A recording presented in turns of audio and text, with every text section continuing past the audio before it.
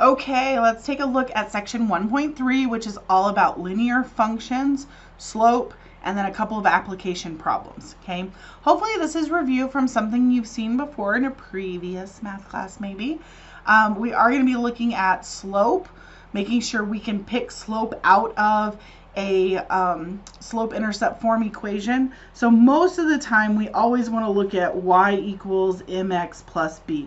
We want it written like this because when it's written like this, we know that the m is our slope, right? And we know that the b is our y-intercept, which we write as an ordered pair because it represents a point on the graph. So this would be like 0, comma, b, right? Now, we will see it as an equation, right, which means we have y equals mx plus b. We can also see it written as a function, which is f of x equals mx plus b. But it's still the exact same thing. The only difference is in an equation form, we use y. Function notation, we use f of x, okay? But slope itself represents rise over run, and it's also considered to be the average rate of change.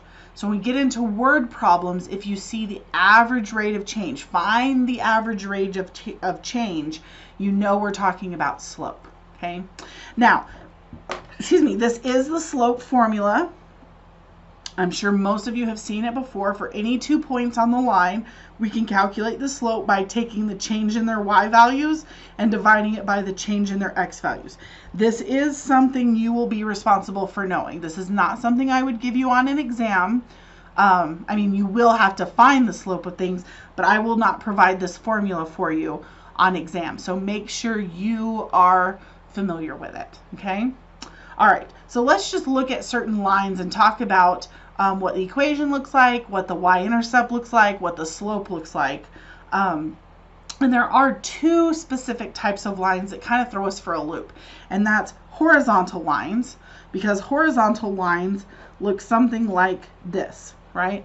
Horizontal lines go straight through some y value.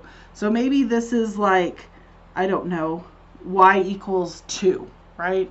This would just be a straight line through y equals 2. Or you might see it written as f of x equals 2, right? It's just a horizontal line through a y value. And a horizontal line is not increasing or decreasing, it's just constant. So a constant line has a 0 slope, right? So the slope of any horizontal line is going to be 0, okay? Now, by contrast, if we're talking about vertical lines look something like this, right?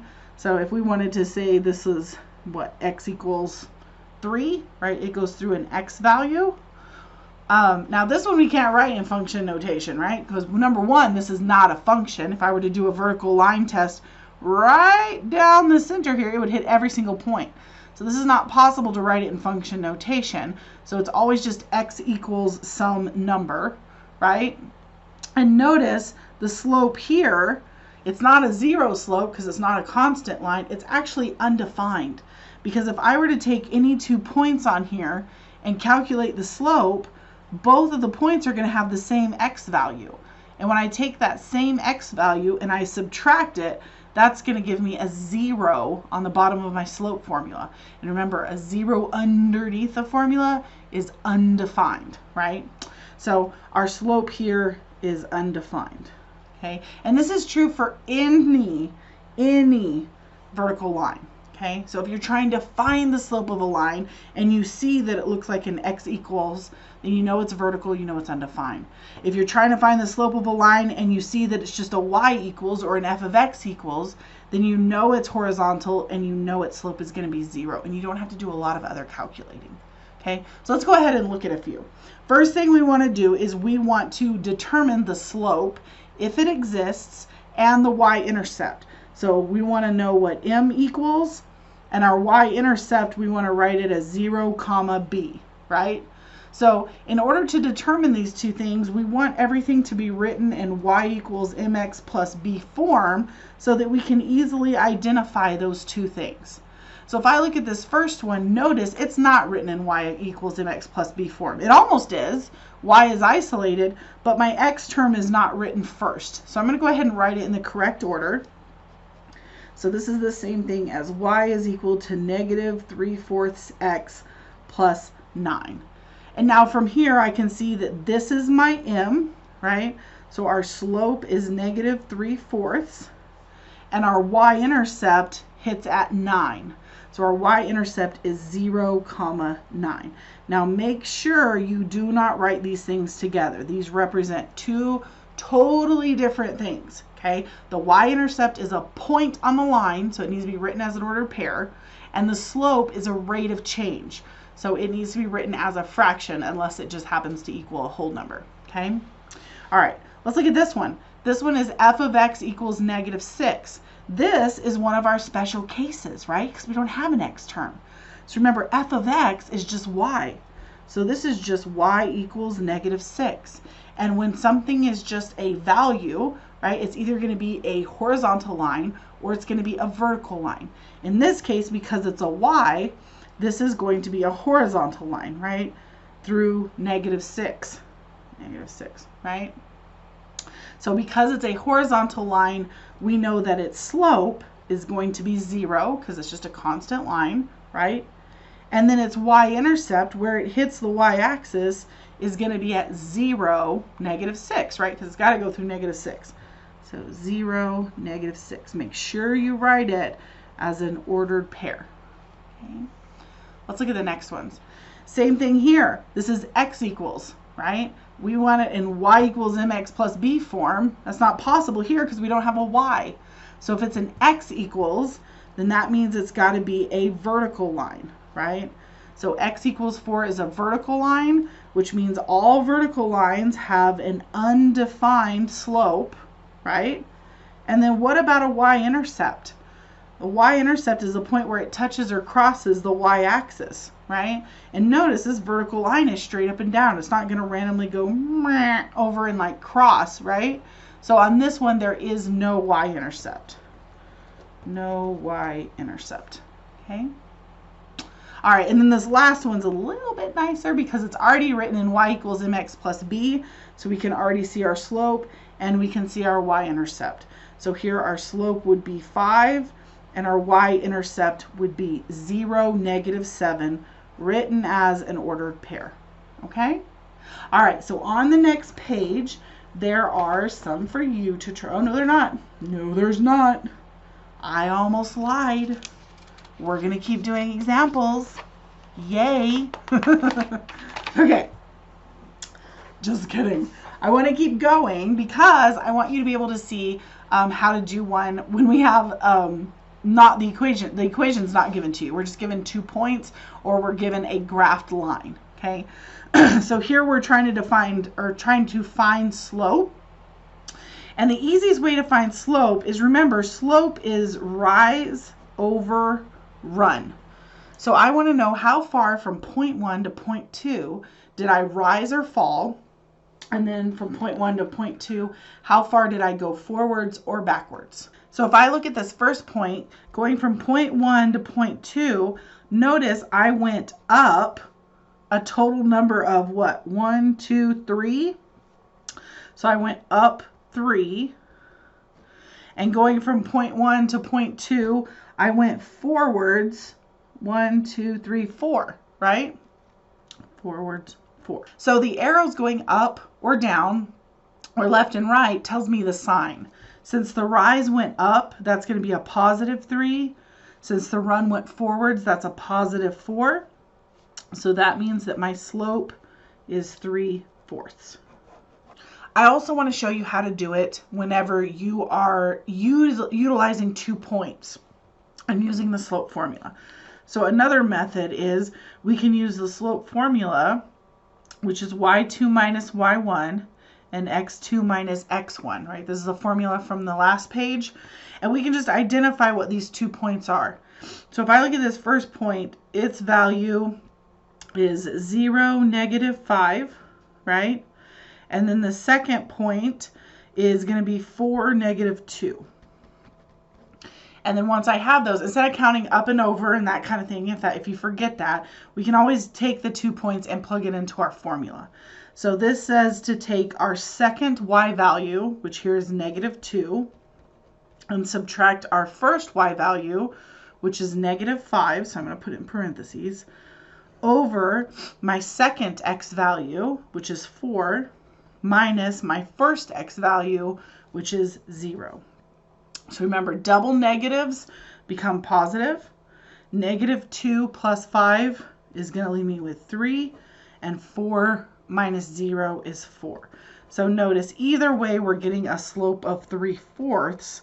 It's just a different way of doing it, okay?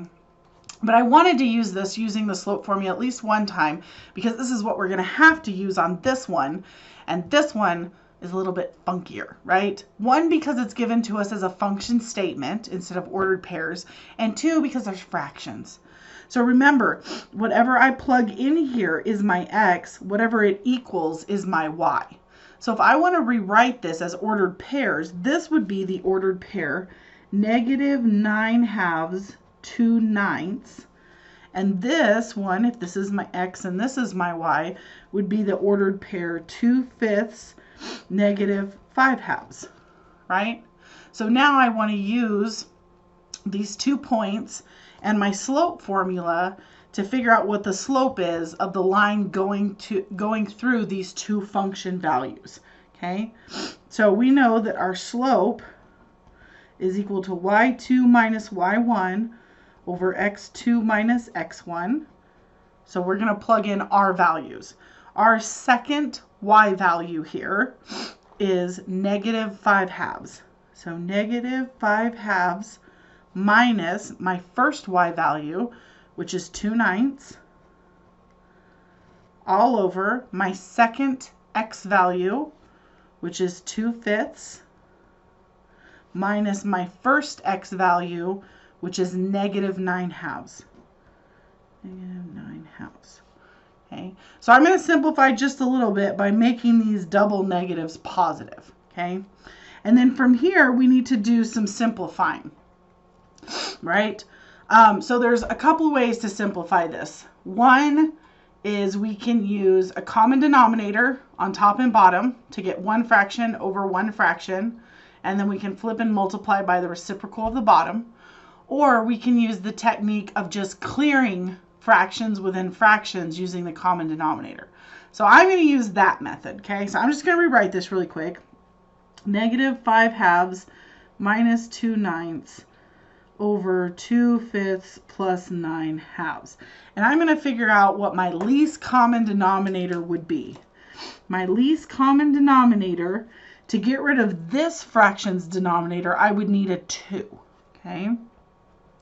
To get rid of the second fraction's denominator, I would need a 9, right? You agree, 2 times 9 is 18. 18 would be the common denominator here, right? But I also want to get rid of the denominators in the bottom. So down here, in order to get rid of this denominator, I would need a 5. And to get rid of this denominator, I would need a 2, which I already have, okay? So if I just multiply all these together, what does that equal? Let's see, 2 times 5 is 10 times 9, so 90. So that means my least common denominator is 90. So what I want to do is I want to multiply every little fraction by 90, which is okay. As long as I multiply by 90 on top and 90 on bottom, that's a form of 1. So I'm not changing the value. Okay, so let's look at what that looks like. So I have -5/2, right? And I'm multiplying that times 90, minus 2/9, and I'm multiplying that by 90. And it's all over 2/5, which I'm multiplying by 90. And then plus 9/2, which I'm multiplying by 90. Okay? And remember, the reason that we're getting this common denominator and multiplying everything through by it is now all of these fractions should reduce away. Okay? So if I look at this first one, 2 goes into 90. I can reduce here. 2 goes into 90 45 times. So what I'm left with is the -5 that's left on top times the 45 I get when I reduce. Okay, minus, here 9 goes into 90 10 times. So I'm left with the -2 and the 10. So -2 times 10. Then on bottom, 5 goes into 90 18 times. So I'm left with the 2 times the 18. And then the last term, 2 goes into 90 45 times. So I'm left with a positive 9 from the top of that fraction times the 45 I'm left with. And now it's just a matter of simplifying, right? So -5 times 45 gives me -225. -2 times 10 is -20. On bottom, 2 times 18 is 36. And then 9 times 45 is 405. Okay, so I combine my like terms, my numbers, right? Which gives me -245 over 441. And then we just need to see if that reduces. So it's not even. 3, so 4, 9, 3 goes into the bottom, 6, 11, 2, so not 3, not 5, not 4, not 6, 7. So this is not reducible, okay? So this is our slope, okay? So I know this one was kind of yucky, but let's just recall, okay? We're looking to find slope, which we use the slope formula. They gave us 2 function statements, which we were able to get ordered pairs out of, and then we just plug those ordered pairs into our slope formula. Once you get to this point, you can use a common denominator in the flip and swap, or the multiply the reciprocal method, or you can use this method of multiplying top and bottom everything by your least common denominator. Either way, you'll arrive at the same answer. Okay, so we've looked at finding slope and y-intercept off of a line, and then also how to use the picture of a graph line to find our slope and y-intercept, and now also how to calculate slope given the slope formula. Okay, the last thing I want to go over before I let y'all try some is just to graph the equation using the slope and the y-intercept. Okay, so first thing we want to do is make sure it's written in y equals mx plus b format. So it almost is. I just need to switch my 2 terms because the x one should come first. So I have y is equal to -2/3 x plus 4. Now I can see that my slope is -2/3, and I can see that my y-intercept is 0, 4. So I'm going to use this as my starting point. I'm going to start at the y-intercept. Okay, so the y-intercept is 0, 4, so I go up to where positive 4 is, and then from there I just count using my slope.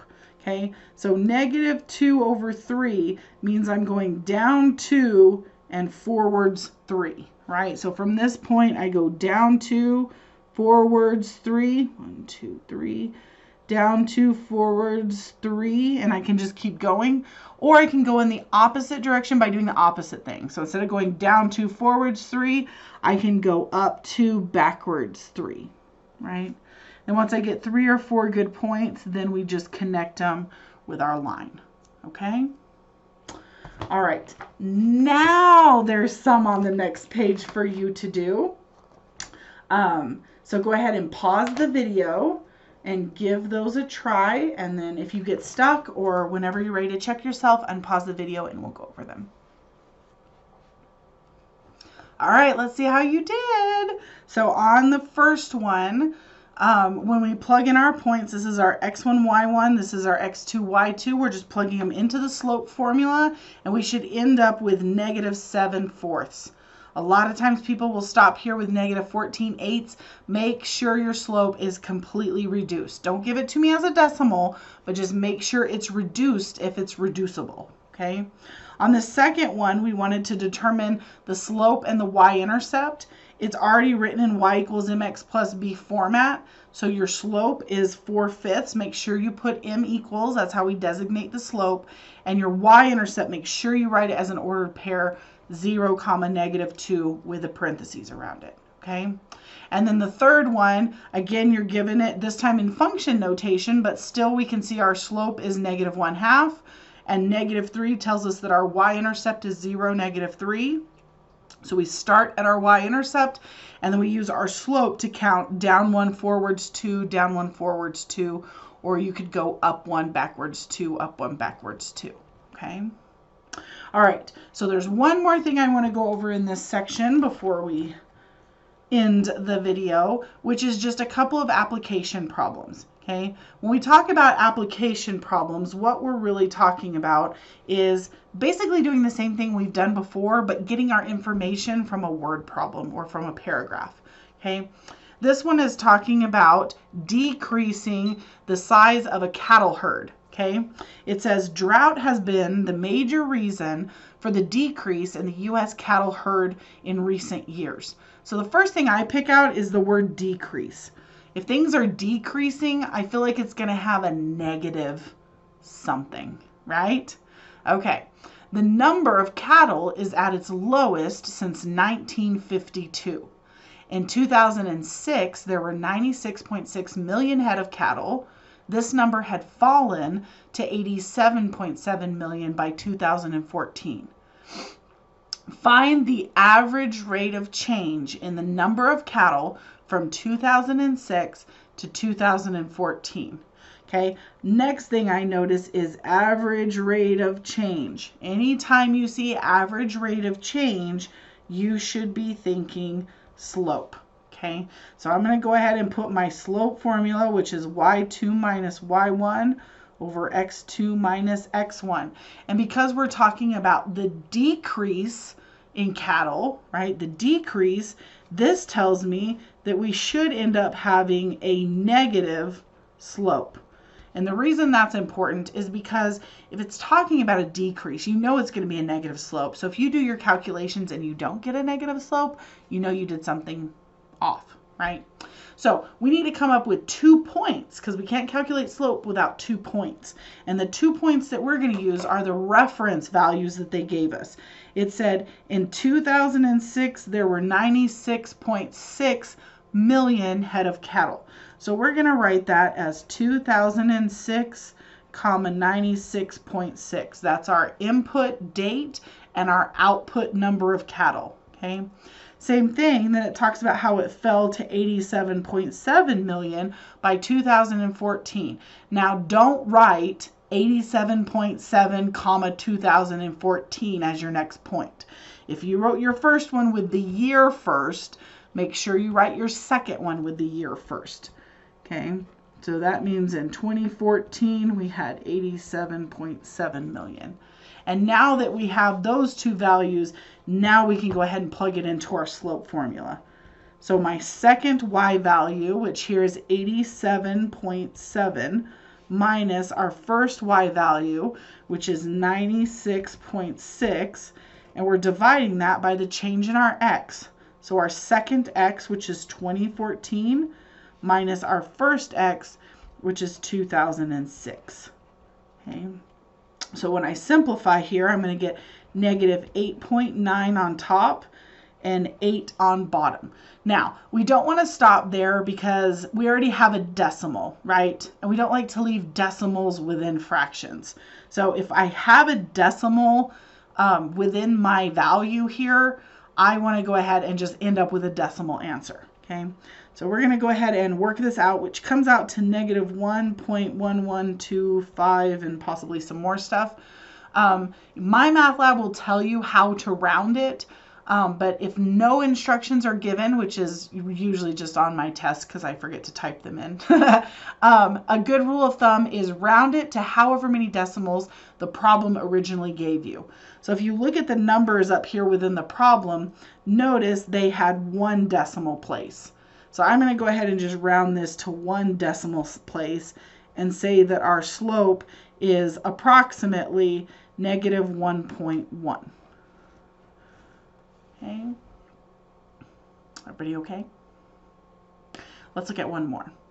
So the next one says Superior Cable Television charges a $95 installation fee and $125 per month for the star plan. Write an equation. Now, anytime you see write an equation, right away that should make you think y equals mx plus b. Okay, write an equation that can be used to determine the total cost, C of t, for t months on the star plan. Okay, let's stop for a minute. C of t makes me think function notation, kind of like f of x, right? So C of t we're going to use in place of y. So if we're going to do the cost given t months, then that means our slope is going to be time the number of months plus whatever our base cost is, right? Because it's in cost given the time, okay? So all we need to figure out is what is our rate, right? And what is our starting cost. So in terms of this problem, our rate is going to be the $125 per month, right? That's going to be our M. And our 95 is our base price, or our initial cost, which is 95. So the cost for however many months of service on this star plan is going to be $125 times however many months we're using it, plus that initial $95 we have to pay. So that is our equation that it wanted us to write. But then notice that very last sentence, it says, then find the total cost for 18 months of service. So they're giving us the t. They're giving us the time. So now that we have the function, we want to go ahead and evaluate it at this specific t. So we're just going to plug in 18 into the cost function we just came up with. So that means we're going to do 125 times the 18 months plus the initial cost of the $95 installation fee. 125 times 18 gives me 2,250 plus 95 leaves me with 2,345. And that's going to be in dollars because we're talking about the total cost after 18 months. Okay? All right. So these are the only types of application problems you're going to see from this section, is either taking from the information given to identify 2 points and calculate their slope, or you're going to see one where all the information is given so that you can come up with the function, and then it will most likely ask you to use the function you came up with to evaluate it at a certain input value. Okay, so on the next page, there are 2 for y'all to try. So go ahead and pause the video and give those a try. And whenever you're ready to check yourself, or if you get stuck and need help, unpause it and we'll go over it. All right, so on the first one, we are looking for the average rate of change, and the 2 points that we're looking for is the number of per capita consumption of whole milk, right? So in 1970, it was 25.3 gallons. In 2011, it was 5.5 gallons. So those are our 2 points we're going to use when we calculate our slope, and round it to 1 decimal place, we should get a negative 0.5, okay?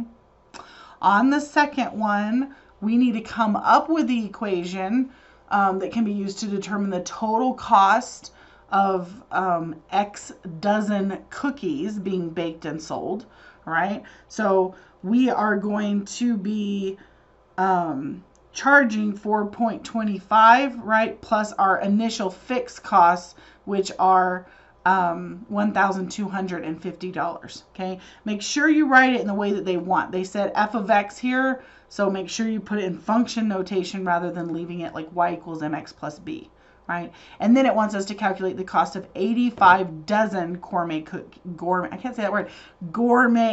cookies. And so we're just taking 85 and plugging it into the function we just came up with, which should give us $1,611.25. Okay, so that is the end of section 1.3. So you should now be able to do that assignment in your My Math Lab homework. If you have any questions, please let me know.